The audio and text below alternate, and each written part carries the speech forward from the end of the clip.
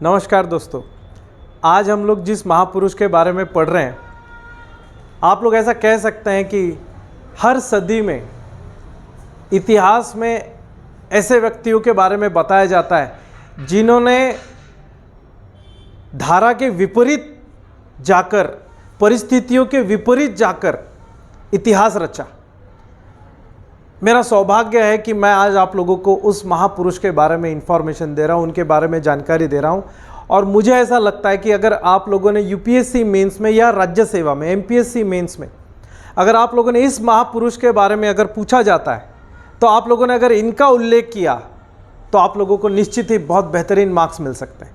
और आप लोग कभी भी अपनी लाइफ में फ्रस्ट्रेट अगर होते हैं, परेशान होते हैं, दुखी होते हैं, तो आप इस व्यक्ति की जीवनी जरूर पढ़िएगा। इस महान व्यक्ति ने वो किया है जो इतिहास में अच्छे अच्छे लोग कर नहीं पाए।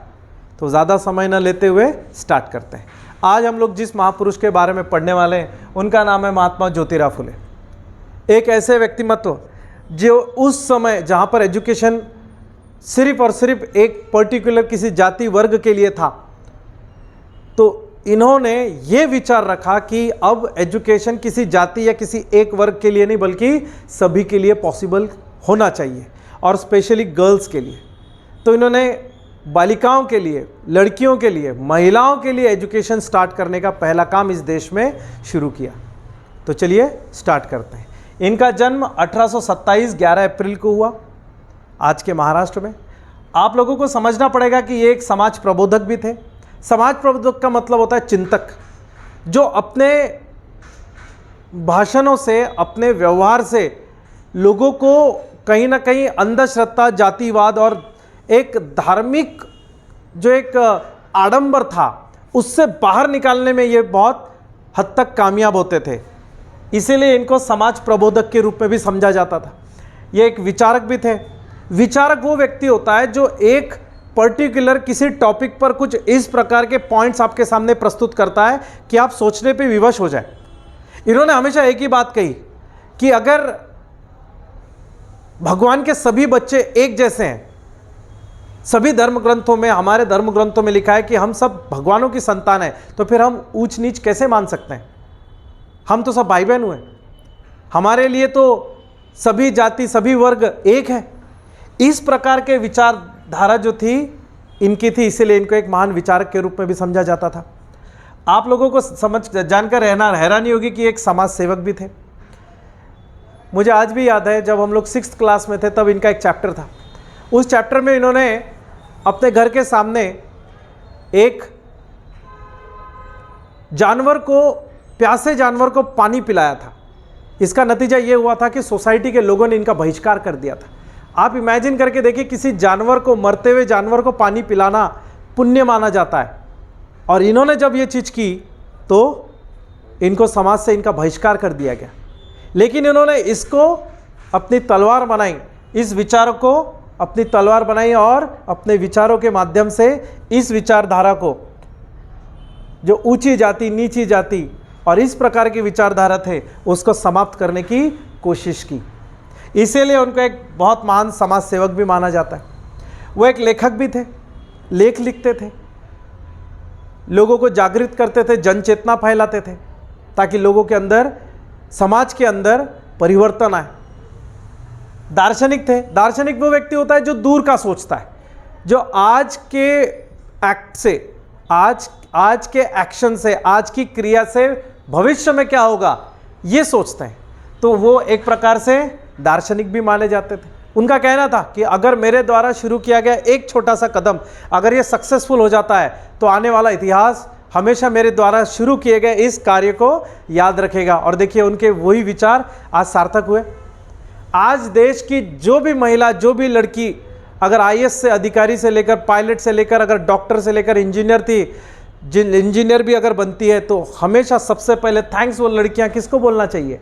महात्मा ज्योतिराव फुले को, क्योंकि इन्होंने एजुकेशन, गर्ल एजुकेशन की शुरुआत की हमारे देश में। ये क्रांतिकारी भी थे। क्रांतिकारी का मतलब एक व्यक्ति जो परिवर्तनशील विचारों का समर्थन करता है, एक ऐसा व्यक्ति जिसके सामने कुछ गलत होता है तो उससे वो बर्दाश्त नहीं होता है।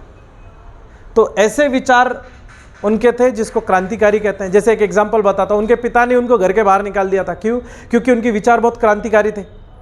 वो बहुत ही ज़्यादा परिवर्तनशील व्यक्ति थे। वो मानते थे कि समाज में ये चीज़ें पुरानी समय से चली आ रही है, तो ज़रूरी क्यों है कि मैं भी इसी चीज़ को कंटिन्यू करूं। अगर इससे मेरे समाज को फ़ायदा होता है तो मैं ज़रूर करूँगा, अगर फ़ायदा नहीं होता है तो मैं इसे कंटिन्यू नहीं करना चाहूँगा। तो इस प्रकार के क्रांतिकारी विचार उनके थे। उनको बहुत अच्छे से समझ में आ चुका था कि अगर इस देश में परिवर्तन लाना है, अगर समाज में परिवर्तन लाना है, तो सिर्फ एक ही जरिया है, वो है शिक्षा, वो है एजुकेशन। इसीलिए उन्होंने, आप लोगों ने देखा होगा कि 1873 में 73 में उन्होंने सत्यशोधक समाज नाम की एक संस्था भी स्थापित की। आप जो एग्जामिनेशन सोच सकते हैं वो एग्जामिनेशन में सवाल पूछा है। उसके बाद में महिला व पिछड़े व हरिजनों के उत्थान के लिए भी इन्होंने कई सारे कार्य किए। ठीक है, सोसाइटी उस समय बहुत विकृत थी, बहुत ही बीमार प्रकार की मानसिकता थी उस समय लोगों की, क्योंकि रूढ़िवादी परंपरा चल रही थी और सोसाइटी इसी प्रकार से ग्रसित थी। तो ये परेशान थे, ज्योतिबा फुले भी परेशान थे, लेकिन उसके बावजूद भी उन्होंने कई सारे चेंजेस किए सोसाइटी के अंदर, और अपने विचार के माध्यम से, क्योंकि वो खुद एक विचारक थे, तो उन्होंने एग्जाम्पल्स कुछ इस प्रकार के सटीक दिए कि लोग सोचने पर विवश हो जाते थे। और इसी प्रकार से महिलाओं के, पिछड़ों के और हरिजन लोगों के उत्थान के लिए उन्होंने समाज में बहुत कुछ किया।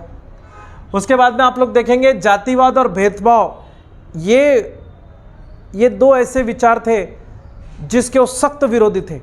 वो मानते थे जातिवाद और भेदभाव जो है वो एक कलंक के समान है हमारे समाज पर। अगर ये कलंक हट जाए तो इस देश का समाज दुनिया के सभी बेहतरीन समाज में से एक है। उसके बाद में आप लोग देखेंगे कि इन्होंने सबसे ज़्यादा किस पर ध्यान दिया?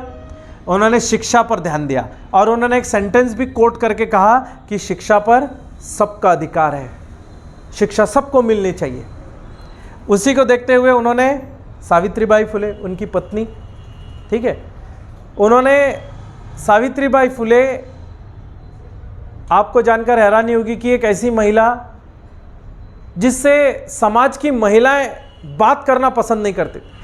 यहाँ तक कि ऐसी कंडीशन हो जाती थी कि सावित्रीबाई फुले जब लोगों के घर जाती और उन महिलाओं को शिक्षा का महत्व समझाती, तो उनके आंख पे पानी फेंका जाता था कि चले जाओ यहाँ से, हमको हमारी बच्चियों को पढ़ाना नहीं है।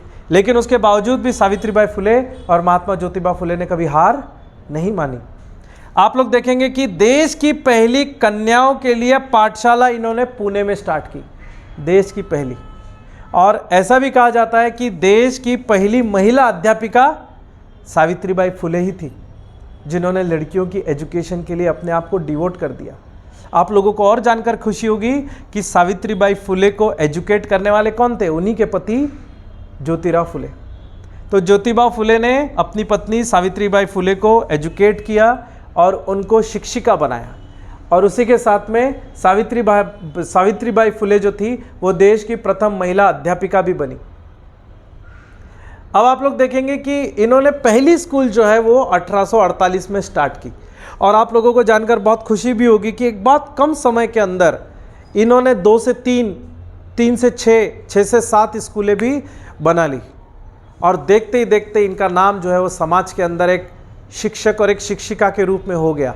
और महिलाओं को एजुकेट करने के लिए इन्होंने जो योगदान दिया, इतिहास कभी भी इनके योगदान को भुला नहीं सकता, क्योंकि इन्होंने जो किया है वो उस समय सोचा भी नहीं जा सकता था, सोचा भी नहीं जा सकता था कि लड़कियों को पढ़ाया जा सकता है। इतनी भयानक परिस्थिति थी। ऐसा कहा गया है कई सारी किताबों में कि सोर्सेस में कि जब ज्योतिबा फुले रास्ते से जाते थे तो लोग उनको पत्थर मारते थे कि तू कितने गलत इंसान हो कि तुम लड़कियों के एजुकेशन के लिए बात कर रहे हो, लड़कियों को पढ़ाना, तुम गलत इंसान हो, समाज में लड़कियों को पढ़ाया नहीं जा सकता। तो ज्योतिबा फुले ने उनके पत्थरों को अपने फूल समझकर अपने पास रखा, और एक समय ऐसा आया कि वही पत्थर मारने वाले लोग बाद में उन्होंने उनके चरण पकड़े।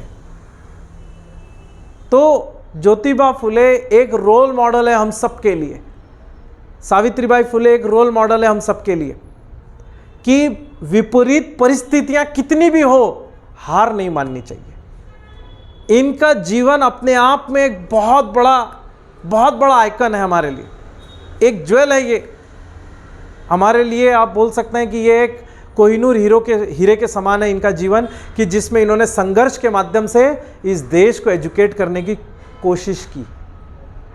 और जैसे कि जीवन का उसूल है कि जिसका जन्म हुआ है उसका एक दिन अंत भी होगा। तो 28 नवंबर 1890 को हमारे ज्योतिबा फुले ने अंतिम सांस ली और दुनिया को अलविदा कहा। लेकिन आप लोगों को जानकर हैरानी होगी, दुनिया के कई सारे देशों में आज भी ज्योतिबा फुले के ऊपर पीएचडी कराई जाती है। हमारे देश में खुद पीएचडी कराई जाती है। कई सारे लोग इनकी जीवनी से कई सारी चीज़ें सीखते हैं। दुनिया भर के बोर्ड्स के अंदर इनके द्वारा किए गए कार्यों को पढ़ाया जाता है। समझ में आया सबको? क्लियर है? सो आई होप आप लोगों को आज का ये पहला टॉपिक हमारा समझ में आया होगा। इसके आगे का नेक्स्ट टॉपिक नेक्स्ट लेक्चर में करते हैं। चलिए मिलते हैं नेक्स्ट लेक्चर में।